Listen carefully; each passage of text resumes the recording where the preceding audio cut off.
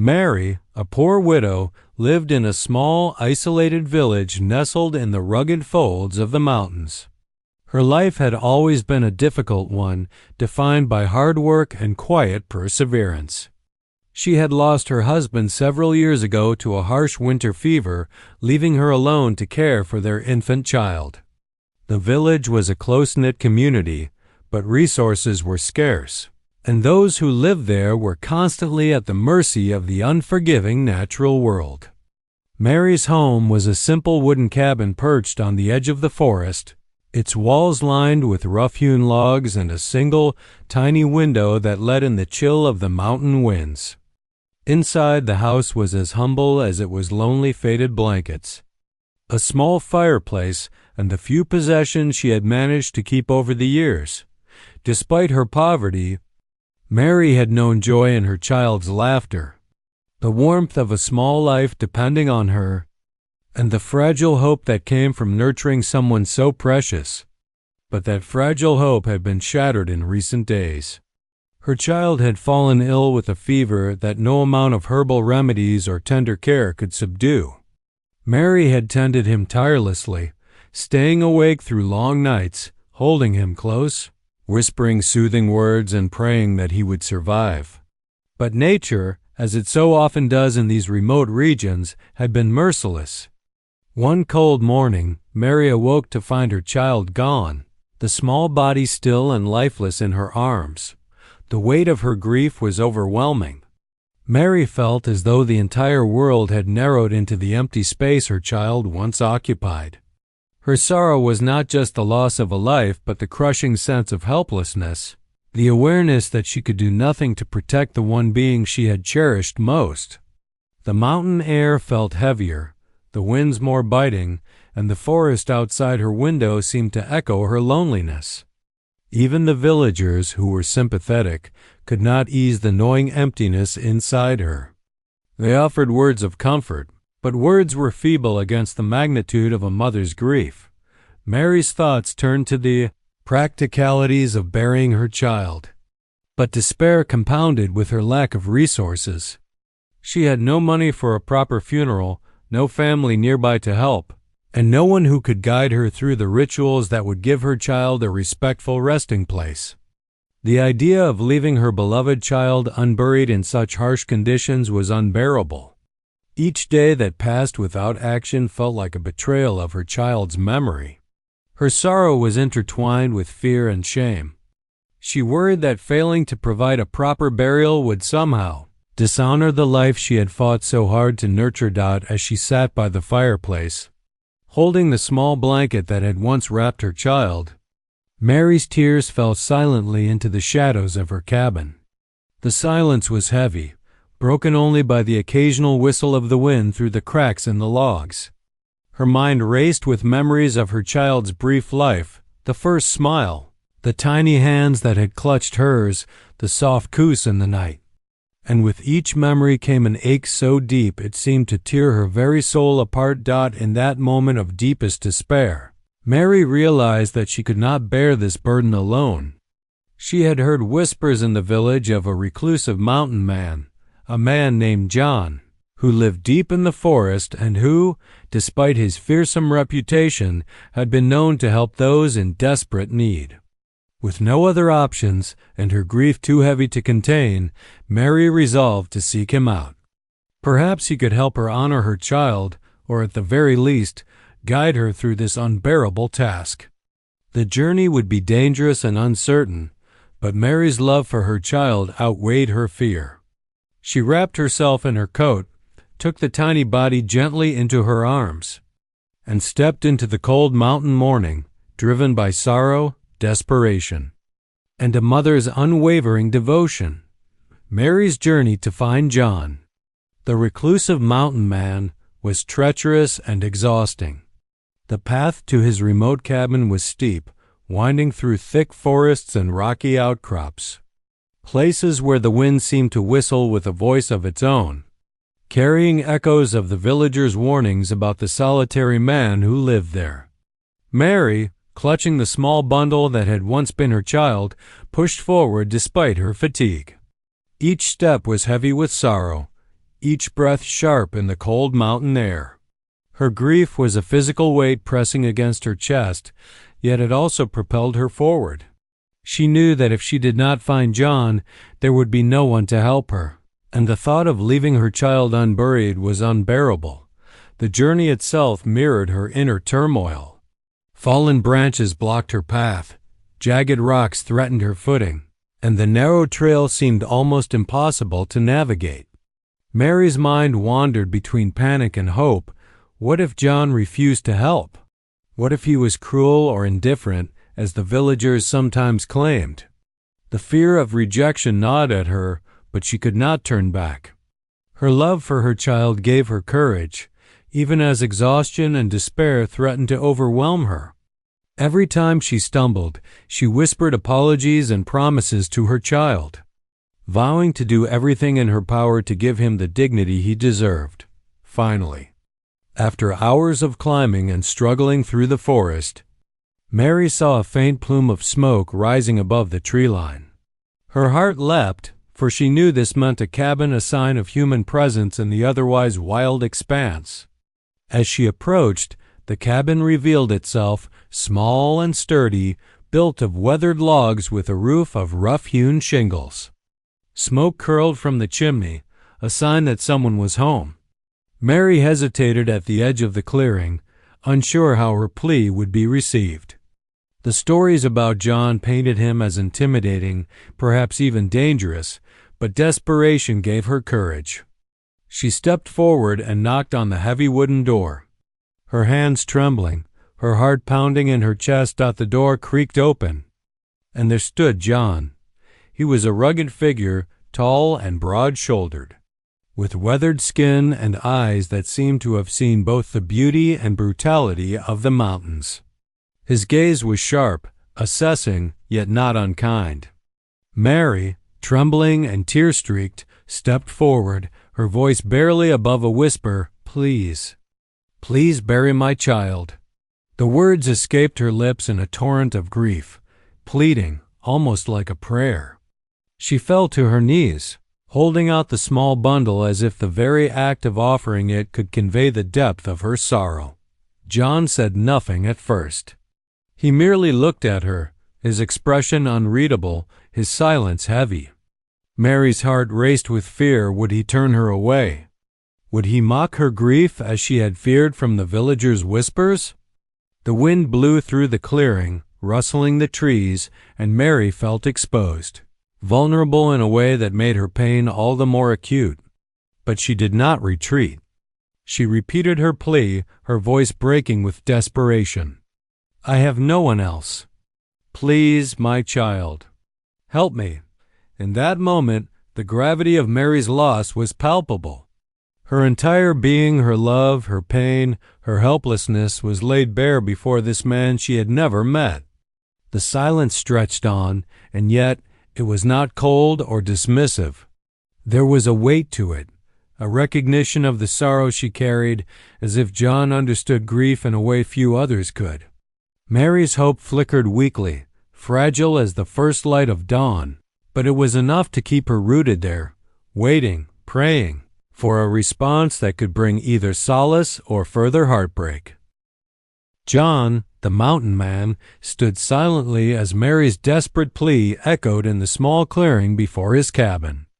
To her, he was an enigma, an intimidating figure shrouded in mystery, a man of the mountains whose very existence had been the subject of countless whispers and rumors in the village below.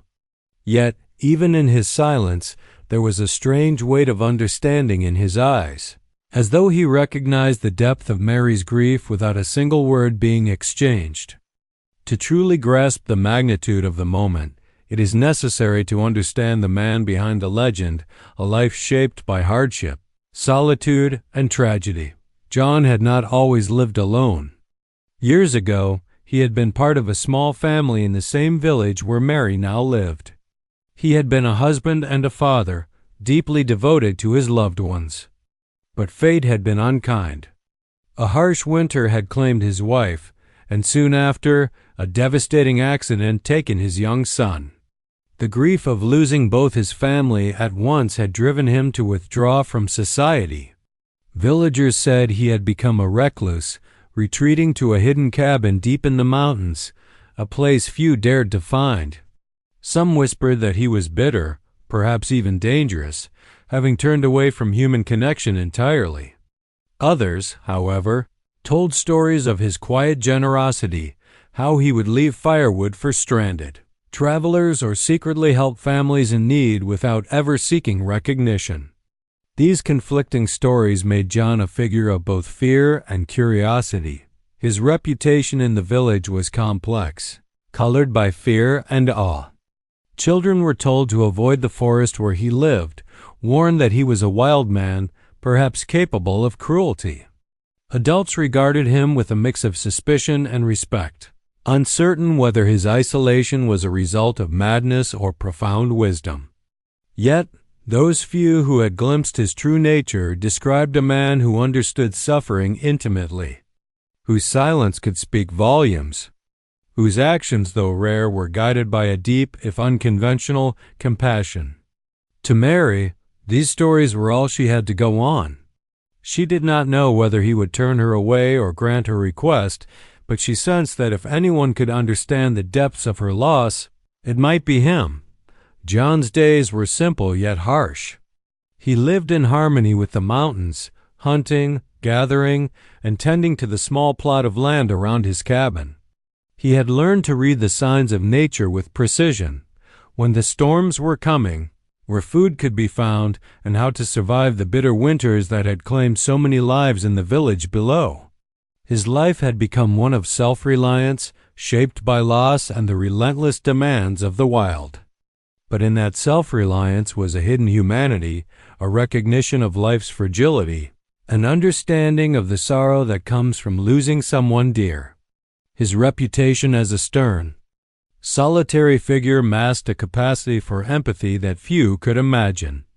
Mary, kneeling before him, could feel this duality in his presence, the tension between the fearsome exterior and the tender humanity beneath.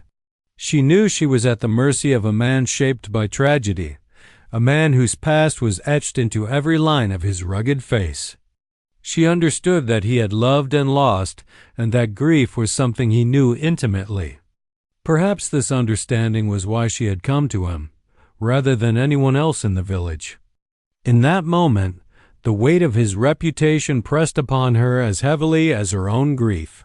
She could sense that the story of John's life of love, loss, and survival would influence not only his response to her plea, but also the path that lay ahead for both of them. As the silence lingered, Mary realized that she was standing at a threshold not just of the cabin, but of a deeper journey, one where grief, compassion, and understanding might intersect in ways she could not yet imagine.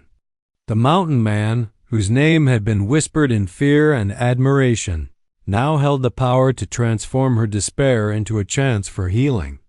The legend and the man were intertwined, and she was about to discover which side of him she would encounter. John's eyes remained fixed on Mary as she knelt in the clearing, clutching the small, lifeless bundle that had once been her child. His face, weathered by years of harsh mountain life, betrayed little emotion, and for a long moment he said nothing. The silence hung heavy in the crisp mountain air, as if the forest itself were holding its breath. To Mary, this pause felt like an eternity, each second stretching her grief into something almost unbearable. She had come seeking help, praying for compassion, yet she now faced a man who seemed as inscrutable and unyielding as the mountains themselves. The silence was not born of indifference. John's stillness was a reflection of the weight of her plea. In his own life, he had faced loss so profound it had reshaped his very being. The death of his family, years ago, had left him hollow, forcing him into solitude. He had built walls around himself, both literal and metaphorical, as a means of surviving a world that had taken everything he loved. To respond too quickly, to offer a simple word or gesture, would have been to trivialize the intensity of grief he saw in Mary's eyes. Her sorrow mirrored the pain he had once endured, a pain that could not be soothed by words alone. Mary's heart pounded as she waited. Fear mingled with hope in a chaotic swirl that left her trembling. Was he considering her request? Or had he dismissed her outright, hiding behind a facade of stoicism? Her mind raced with all the warnings she had heard about John, the stories of a man who was harsh, unapproachable, and perhaps even cruel. Now, faced with the reality of his presence, those stories seemed both inadequate and terrifyingly accurate. The longer he remained silent, the more she felt the weight of her vulnerability. She had exposed her grief, laid her heart bare, and now she had nothing to hold on to but the fragile hope that he would respond with kindness. In truth, John's silence was deliberate. He had learned over the years that grief was a force that demanded respect. He understood that rushing into action without reflection could harm rather than help. He observed Mary closely, the way her shoulders trembled, the way her lips quivered as she repeated her plea, the way her hands instinctively clutched the blanket around her child. He saw the depth of her despair, the helplessness, and the raw honesty of a mother confronting the finality of death. His silence was a way of acknowledging her pain, of giving it space to exist without judgment. It was a strange form of empathy, one that few could recognize or appreciate. But it was deeply human. As the minutes stretched on, the forest seemed to lean in, the wind rustling through the trees like a quiet chorus that mirrored the tension of the moment. Mary's chest ached, not just with grief, but with the uncertainty of waiting. She felt exposed in a way that made her heart raw, her sorrow laid bare before a man she barely knew, dependent on a response she feared might never come. And yet, despite the fear, there was a subtle shift in her awareness. She began to sense that John's silence was not rejection, but contemplation. It was the pause of a man weighing the gravity of her request, considering how best to respond to a pain he recognized intimately. Finally, after what seemed like an eternity, John's gaze softened slightly. The stern, unreadable mask began to give way to a trace of acknowledgment, recognition of Mary's suffering and the importance of the plea she had made. The tension in the clearing did not fully dissipate, but the silence had done its work. It had forced Mary to confront the depth of her own emotions, to lay herself bare in a way that was both terrifying and cathartic. And it had given John the space to prepare for what would come next, not a simple answer, but something far more profound, unexpected, and life-altering. In that moment, the connection between grief and understanding was forged. Mary realized that she was standing at the threshold of something transformative, and John, in his deliberate quiet, was guiding her toward it, even if she could not yet see the path. The silence was heavy, yes, but it was also pregnant with possibility, the possibility of healing, of compassion, and of a response that would shock her in ways she could never have anticipated. After the long, heavy silence, John finally spoke, his voice low and deliberate, carrying the weight of years spent in solitude and the depth of understanding that comes from surviving profound loss. "I will help you," he said, but it was not the simple agreement Mary had anticipated. His words were measured, almost cryptic, and the way he looked at her suggested that this help would not be the conventional assistance of a quick burial. Mary, still trembling, barely dared to breathe. Relief mingled with uncertainty. What could he possibly mean? John gestured for Mary to follow him. "There is a way to honor your child," he explained, "a way that goes beyond the simple act of laying him in the earth. But it is not easy, and it requires understanding, courage, and trust." Mary's heart fluttered with both hope and fear. She had expected the straightforward kindness of a man helping a grieving mother. Instead, she was being offered something mysterious, something unconventional. Yet, in the depths of her grief, any path that promised dignity for her child, any hint of guidance was worth pursuing. John's offer was rooted in his own experiences. Having lost his family years ago, he had developed a philosophy that death, while inevitable, need not be an act of finality and despair. Life, he believed, left traces, memories, lessons, love that could be celebrated rather than merely mourned. Burials were important, yes, but the ritual he proposed went further. It would be a journey into the mountains, to a sacred place where the living could honor the dead in communion with nature, allowing grief to transform into understanding and acceptance. This was unfamiliar territory for Mary, but the sincerity in John's eyes convinced her that he spoke from a place of truth, not eccentricity. He explained that the ritual involved carrying her child into a secluded grove, a hidden sanctuary known only to him, where the forces of the natural world, the mountains, the trees, the streams could witness her sorrow and honor her love. There, the child's life could be acknowledged not only by human hands, but by the living world itself. Mary listened, awed by the idea. It was as if her grief, so heavy and suffocating, could somehow be lifted, not erased, but transformed into a form of reverent remembrance. She felt a flicker of hope, fragile but real, that perhaps this unconventional offer could bring solace. Yet the offer carried challenges. John warned her that the journey would be difficult, physically demanding, and emotionally taxing. The path to the sacred grove was treacherous, winding through dense forest and steep cliffs, and it would require her to confront her pain directly rather than hiding from it. She would need to engage with her grief, to acknowledge it fully, and to participate in a ritual that demanded both vulnerability and courage. For Mary, this was terrifying. She had expected a quick solution, a simple burial, not a trial of endurance and emotional exposure.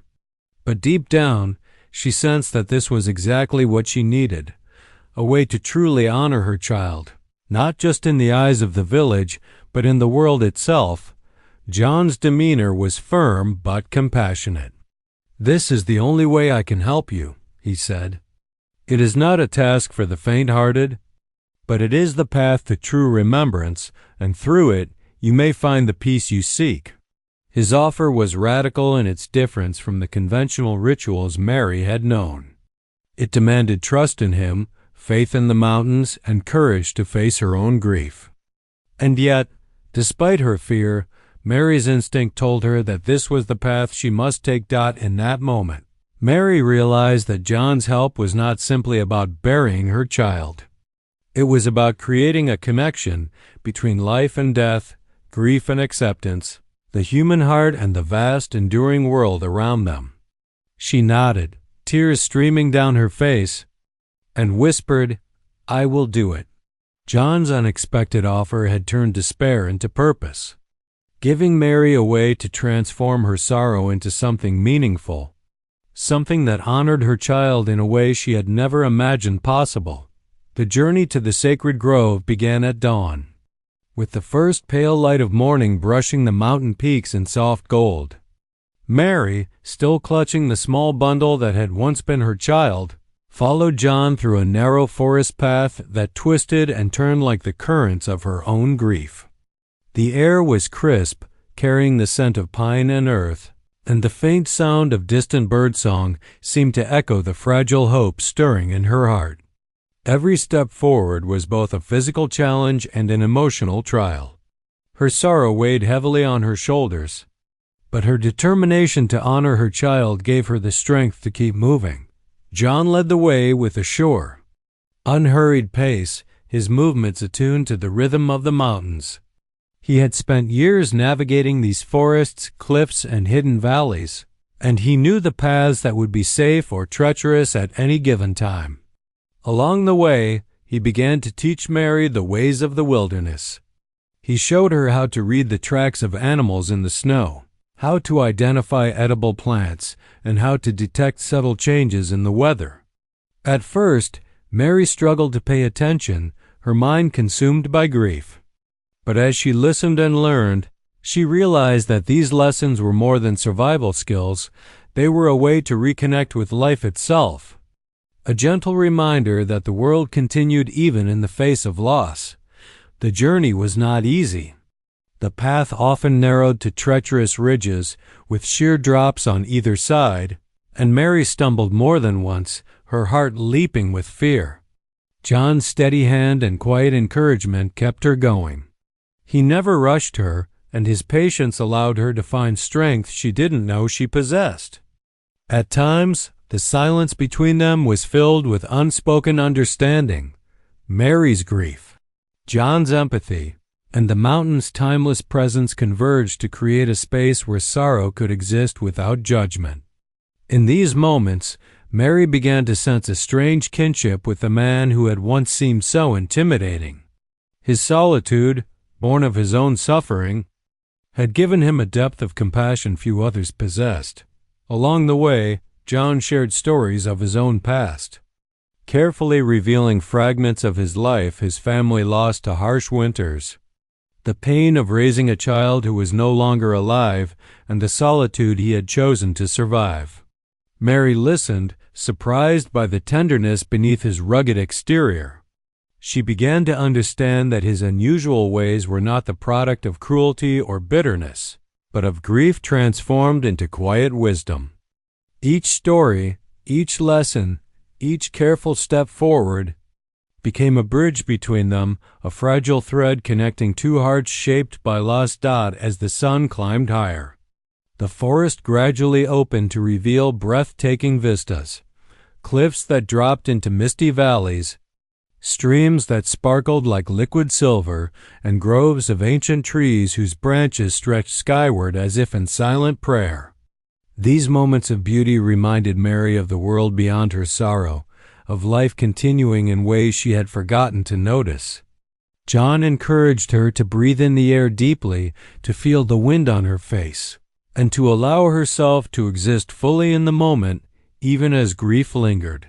The journey was as much about healing as it was about reaching a destination. At night, they made camp under the stars. Mary would sit by the fire, the bundle of her child beside her, and reflect on the lessons of the day. She began to understand that this journey, though physically grueling, was teaching her something profound, that grief, while heavy and unavoidable, could be carried with dignity, and that her love for her child was not diminished by loss. John's guidance, his steady presence, and the majesty of the mountains themselves provided a framework in which Mary could begin to transform her despair into something meaningful. By the end of the first day, Mary felt a small but significant shift within herself. Though her heart still ached, she no longer felt utterly alone.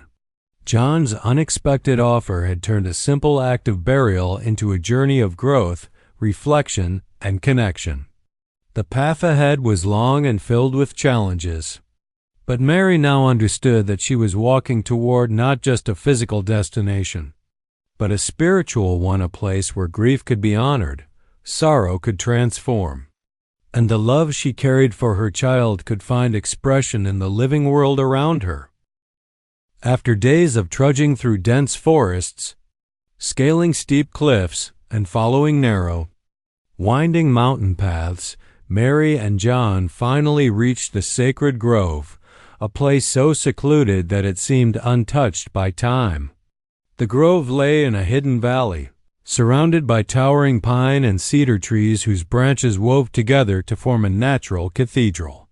Sunlight filtered softly through the canopy, casting dappled patterns on the forest floor, while a gentle stream meandered through the center of the clearing, its water sparkling like liquid crystal. The air was rich with the scent of pine, moss, and wildflowers, and the sounds of birds and rustling leaves created a symphony of life that seemed to welcome them. It was a place of profound serenity, a stark contrast to the harsh and unforgiving mountains they had traversed. Mary stepped into the grove, her breath catching in her throat. The beauty and stillness of the place struck her deeply. It was as if the grove itself had been waiting for her, a sanctuary where sorrow could be honored and transformed.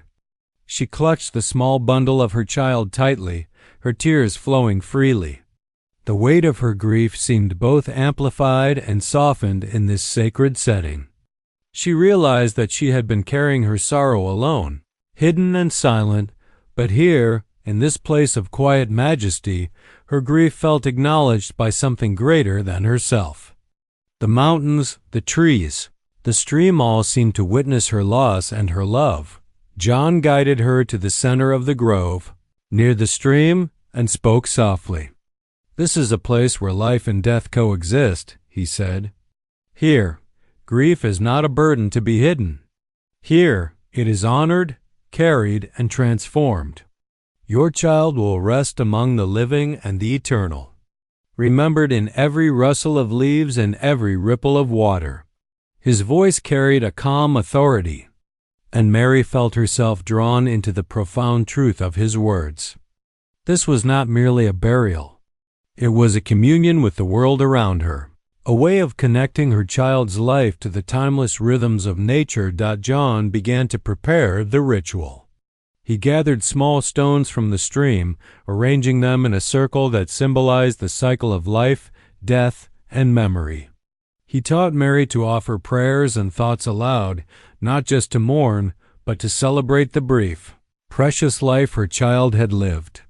He instructed her to place each item carefully, to speak each word intentionally, and to let her sorrow flow into the earth, the water, and the air.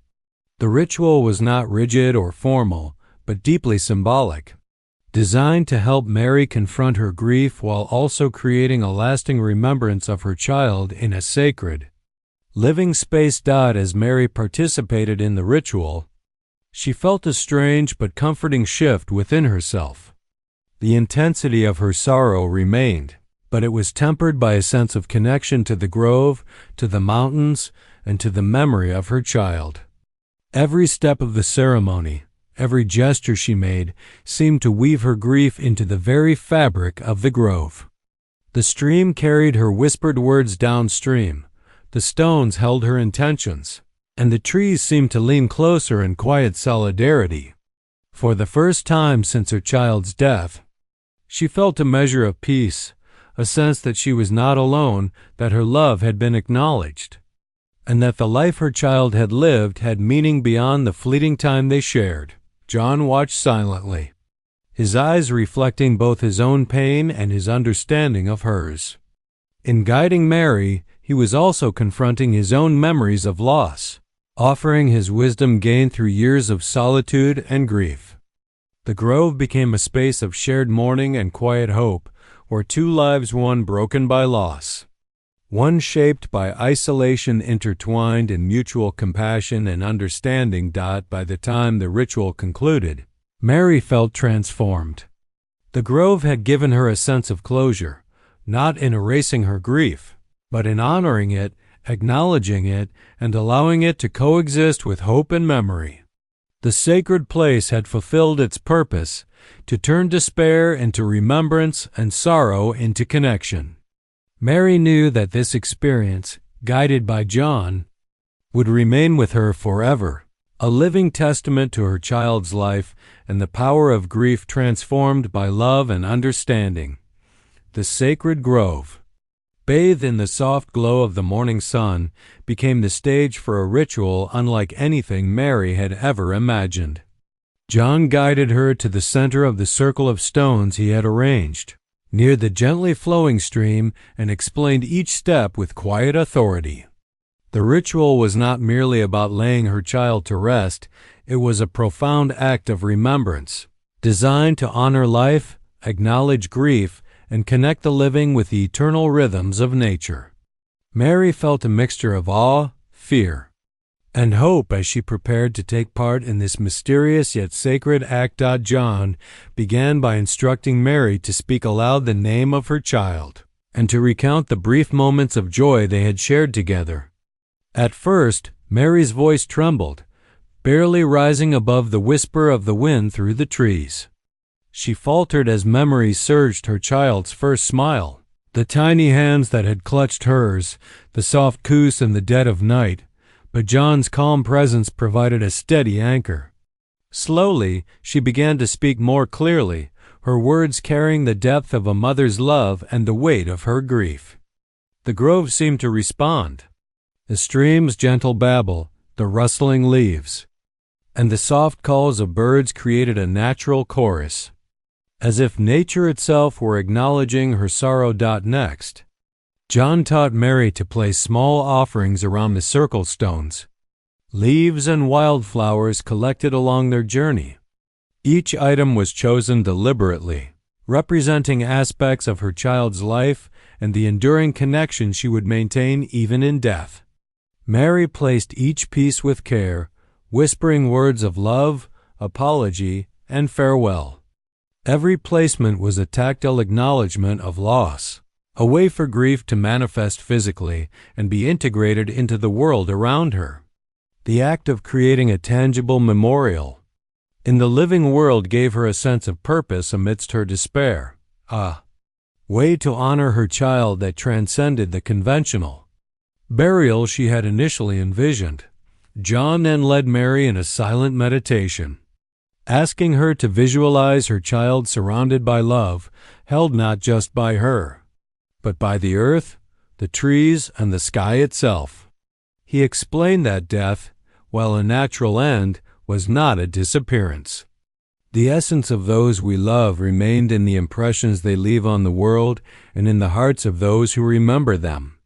Mary closed her eyes and allowed herself to imagine her child smiling in the sun-dappled grove, free from illness and pain.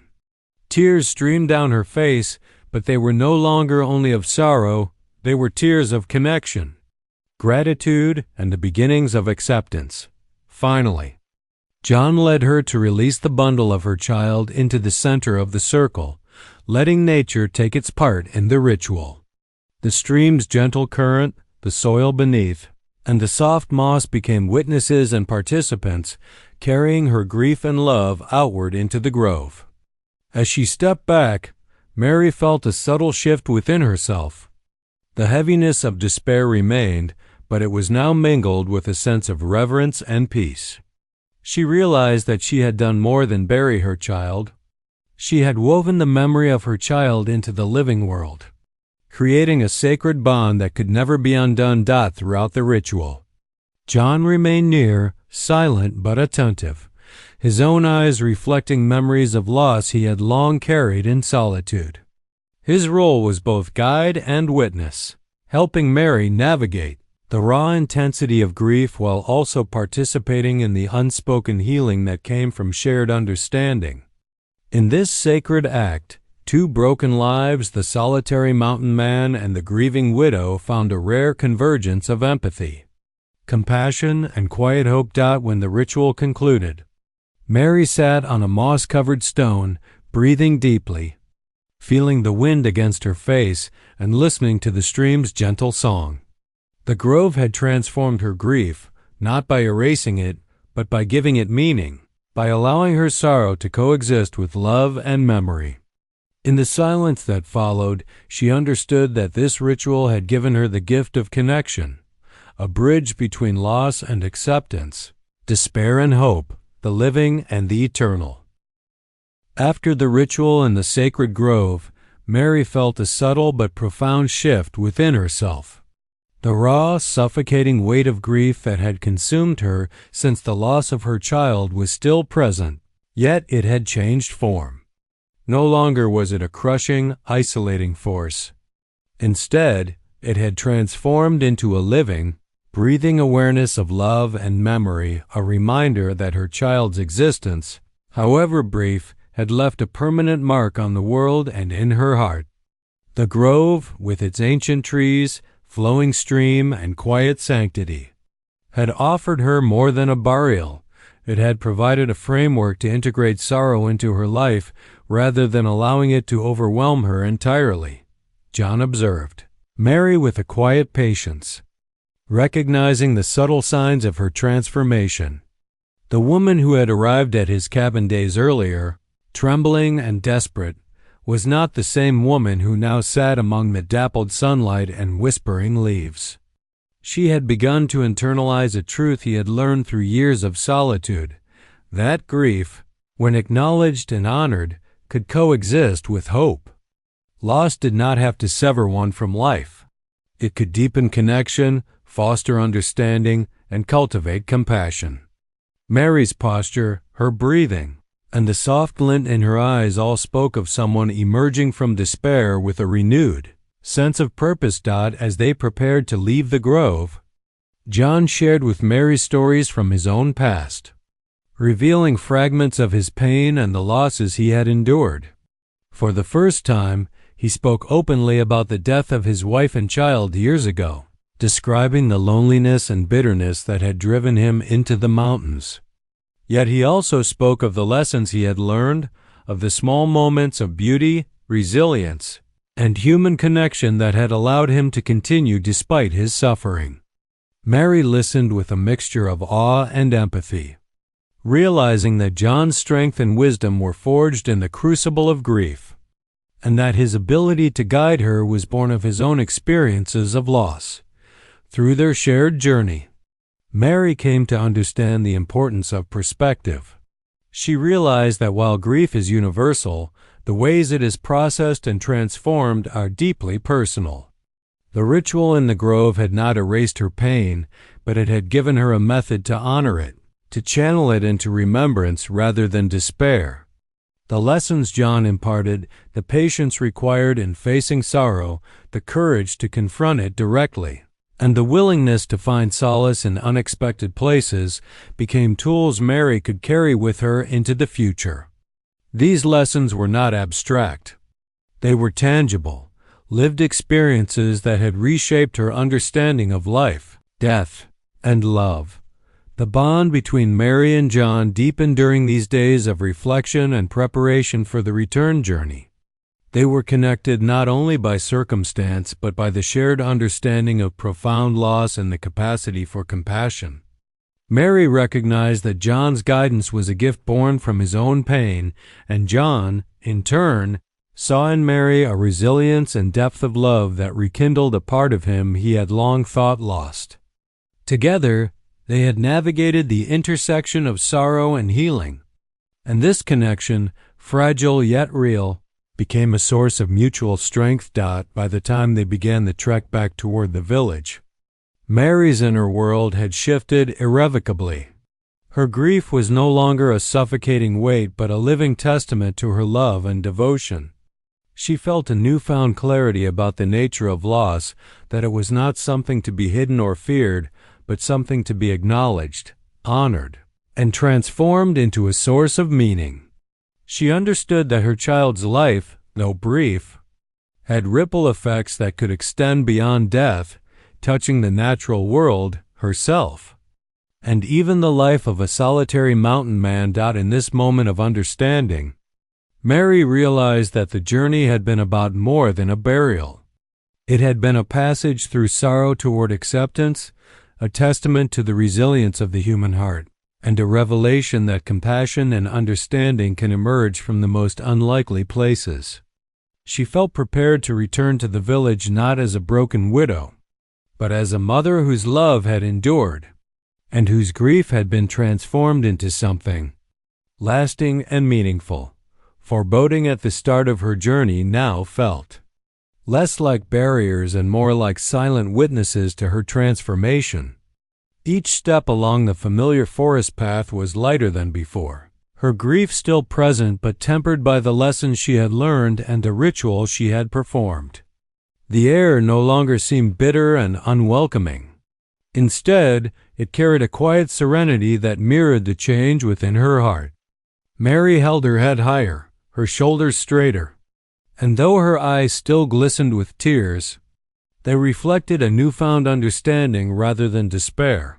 John walked beside her in his usual silent way, a quiet strength anchoring her journey. The bond they had formed in the sacred grove had deepened over the days of travel and reflection. Through shared grief, guidance, and understanding, they had developed a mutual respect and compassion that transcended words. Mary now understood that John's assistance had not been limited to the burial of her child. It had been a profound lesson in resilience, love, and the capacity of the human spirit to transform sorrow into meaning. Likewise, John felt a subtle shift within himself, as though guiding Mary through her grief had opened a door in his own heart that had long been closed. Returning to the village, Mary noticed the subtle changes in her perception. The cottages, the fields, and even the villagers themselves no longer seemed to loom as oppressive or indifferent. Instead, she viewed them through the lens of her journey. Each person, each life, a fleeting yet significant thread in the tapestry of existence. She felt a sense of empathy and connection that had previously eluded her, realizing that grief, love, and compassion were universal forces that could bridge even the widest divides. The villagers, noticing the change in her demeanor, greeted her with cautious curiosity, sensing that she had been through a profound experience. Though they could not fully understand it, Mary took the time to share with them, in her own words, the lessons she had learned. She spoke not just of her child, but of the sacred grove, the ritual, and the guidance of John, the reclusive mountain man who had taught her to honor grief rather than be consumed by it.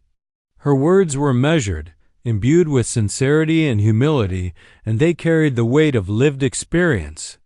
The villagers listened, some with tears in their eyes, others with quiet nods of acknowledgement.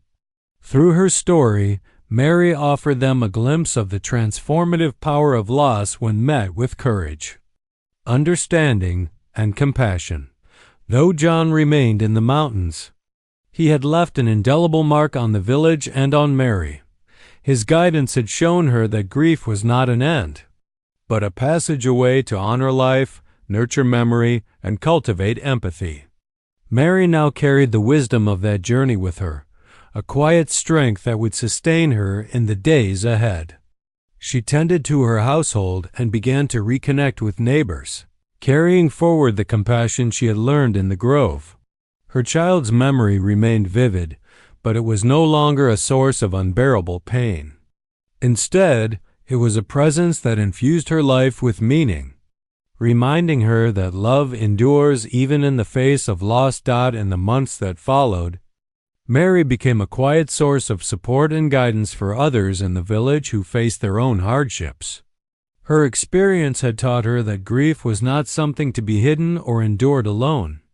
She shared what she had learned, that sorrow, when acknowledged and honored, can transform into compassion, strength, and a deeper connection with life itself. The village began to see John not merely as a distant, fearsome figure of legend, but as a man whose actions, though unconventional, had profound humanity. Mary's journey concluded not with finality, but with a new beginning. She had learned to carry her grief with dignity, to transform despair into remembrance, and to honor life even in its most fragile forms. Her child's brief existence had become a catalyst for growth, understanding, and connection, leaving Mary forever changed. In embracing the lessons of the mountains and the wisdom of the solitary man who had guided her, she had discovered that even in the shadow of profound loss, hope, love, and transformation are always possible.